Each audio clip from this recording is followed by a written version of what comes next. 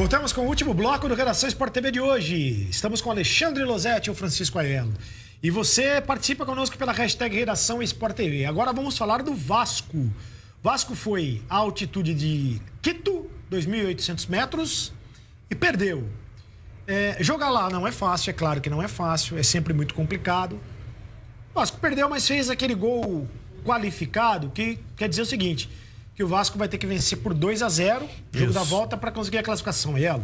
O Vasco, para mim, já viajou derrotado, né? A partir do momento que a comissão técnica decide deixar de fora os dois principais jogadores do time, né? O Pikachu e o Breno, para mim foi a senha de que o Vasco estava indo para Quito para tentar perder de pouco, mas que ia perder, sabia que ia perder.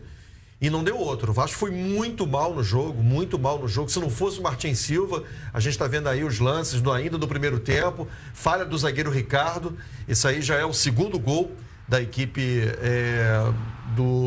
da LDU. O Vasco no segundo tempo foi muito pressionado, muito pressionado. O Martin Silva fez grandes defesas. E é curioso falar isso, mas ficou barato para o Vasco. Barato para o Vasco. A derrota por 3-1 ficou até boa, diante da atuação muito ruim, muito aquém que o time teve.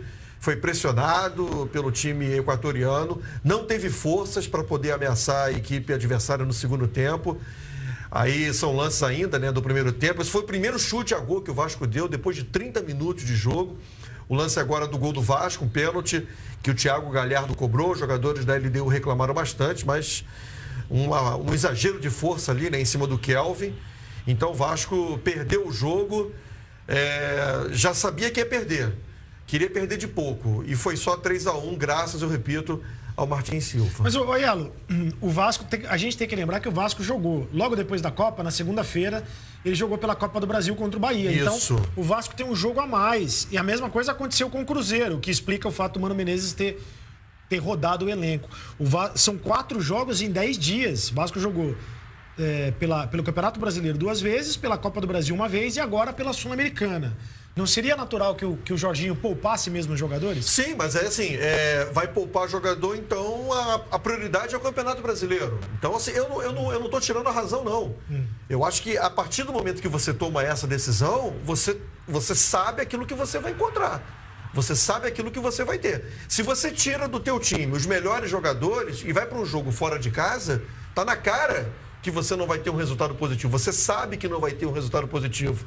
Então o Vasco, ele sabia disso. Agora, eu repito, é um direito do treinador, é um direito da comissão técnica definir, escolher a competição que ela quer jogar e dar mais importância. Nesse momento, o Vasco está valorizando o Campeonato Brasileiro.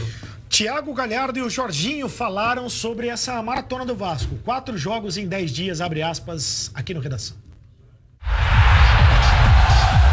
Jogar na altitude é bem complicado, são 4 jogos em 10 dias, tem uma viagem muito desgastante, por mais que a diretoria faça todo o favor de fazer o esforço máximo para poder vir no voo fretado, é muito longe, tem o desgaste da altitude que pode não parecer, mas os jogadores estão passando mal, com ânsia de vômito, eu sou um deles.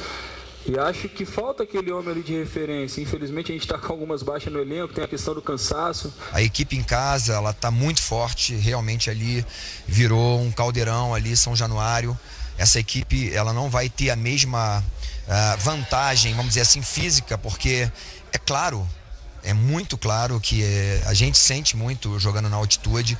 Eu tentei desmistificar a situação, falando com jogadores que era só a velocidade da bola e tal, mas eles mesmos sentem como eu sentia aqui quando eu jogava, como eu vim aqui também como auxiliar técnico do Dunga. É sempre muito difícil, porque a recuperação de um pique, de uma jogada em velocidade, ela é muito mais demorada.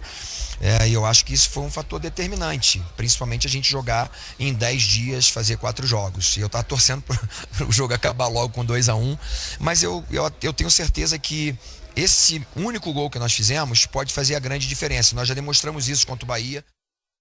O jogo de volta vai ser em São Januário, agora o jogo de domingo contra o Corinthians vai ser em Brasília. Então o Jorginho está dizendo que a equipe em casa é muito forte, tem o alçapão, mas não vai ter o alçapão para jogar contra o Corinthians, porque aí é questão de dinheiro. Abre a mão da questão técnica para poder resolver a questão financeira. A questão financeira.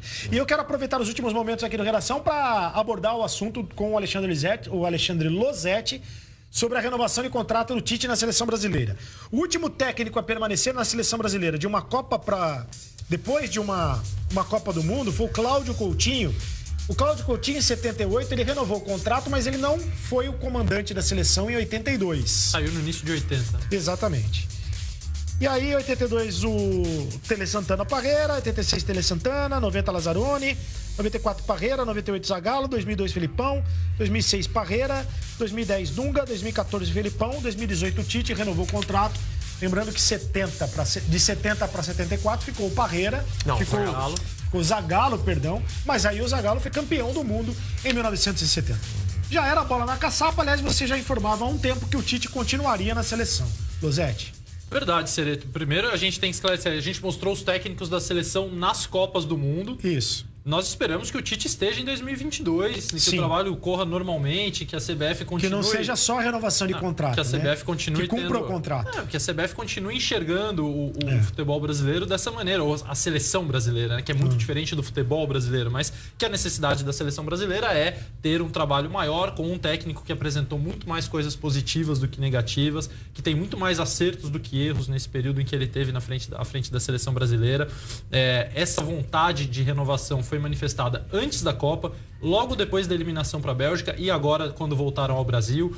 O Tite também queria ficar, mas queria conversar antes, porque o Tite é aquela coisa, vamos deixar tudo muito claro, o que vai ser feito, o que vocês querem, o que eu quero conversar com a minha família, não tomar decisões precipitadas, mas era algo, assim, desde que o Brasil perdeu para a Bélgica, a gente informou que a probabilidade de renovação era muito grande, se consolidou ontem, amistosos dia 7 de setembro contra Estados Unidos, 11 contra El Salvador, vão ser os 2 primeiros jogos do Tite nesse novo ciclo. El Salvador ainda não foi anunciado porque não tem contrato assinado, mas convocação em agosto, né? E a convocação muito provavelmente dia 17 Agora, você acha, de agosto. Losetti, nós temos só alguns minutinhos, tem que ser rápido. Você acha que já nessa convocação vai ter novidade? Vai ter algumas novidades. Acho que o Paquetá é um nome que vai aparecer logo, se não nessa primeira, na segunda. Acho que o Arthur é um nome que vai aparecer logo.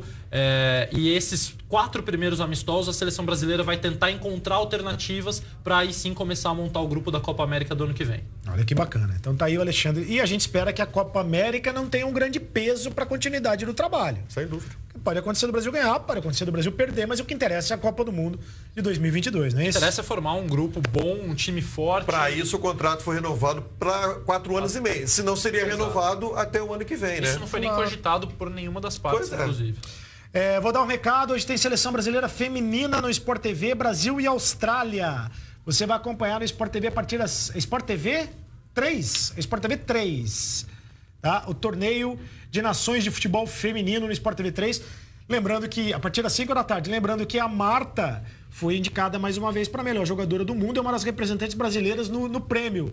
A Marta está pela 14ª vez, ela foi indicada como melhor jogadora do mundo. O Vadão também foi indicado. Vadão.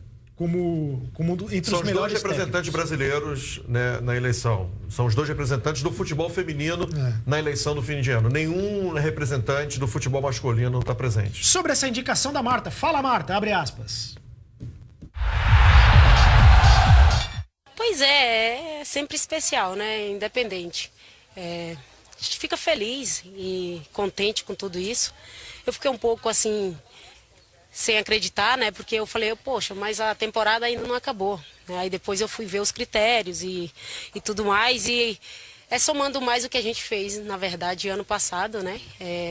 Com um pouco esse ano. E com a seleção também. Então, fico super feliz em poder estar lá entre as 10 novamente. Acho que já é um grande feito. E feliz também em poder compartilhar isso com o professor Vadão também, né? Valeu, parabéns a Marta, parabéns ao professor Vadão Oswaldo Alvarez. Obrigado, Chico Aiello, pela tua participação Cereto. Aqui no Redação. Abraço. Losetti, Valeu, Cereto. grande abraço. Outro. Muito obrigado. Volte sempre, o maior repórter do Brasil. Um gigante, né? Possivelmente. O Redação volta amanhã às 9h45 da manhã. Você fica agora com o Gol, com a Domitila Becker e o Cartolouco. Valeu.